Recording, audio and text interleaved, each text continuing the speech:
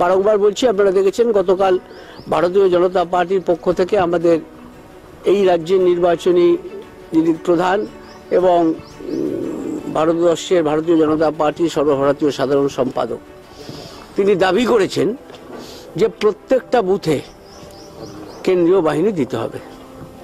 আমরা আজকে আবার এখানে এসেছি যে জলপাইগুড়ি লোকসভার কেন্দ্রে যত বুথ আছে সমস্ত বুথেই আমরা কেন্দ্রীয় বাহিনী দাবি করছি।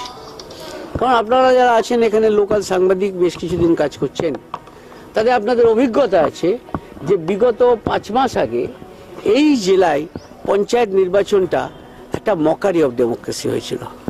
স্বাভাবিকভাবেই আমরা আজকে দাবি করেছি যে সমস্ত বুথে সেন্ট্রাল প্যারামিলিটারি ফোর্স দিতে হবে, এবং যদি তাদের পক্ষে অ্যাডিকুয়েট কম হয়, কিন্তু আমার কাছে খবর, আমি নির্বাচন কমিশনের সাথে যোগাযোগ রেখে যা বুঝছি, তাতে এবার দ্বিতীয় দফার ভোটের জন্য অ্যাডিকুয়েট সেন্ট্রাল ফোর্সেস আসছে। তাহলে সব বুথে কেন সেন্ট্রাল ফোর্স যাবে না? 1, 2, সেন্ট্রাল ফোর্স যদি কোনো অংশে একটু কম হয়, তাহলে অ্যাটলিস্ট পোলিং প্রেমিসেস, সমস্ত পোলিং প্রেমিসেসকে সেন্ট্রাল প্যারামিলিটারি ফোর্স দিয়ে কভার করতে হবে। আমরা আজকে এখানকার যিনি ইলেকশন অবজারভার, যিনি on behalf of election commission এখানে এসছেন, আমি mister Dilip Toppo IAS officer, তার সাথে কথা বলেছি।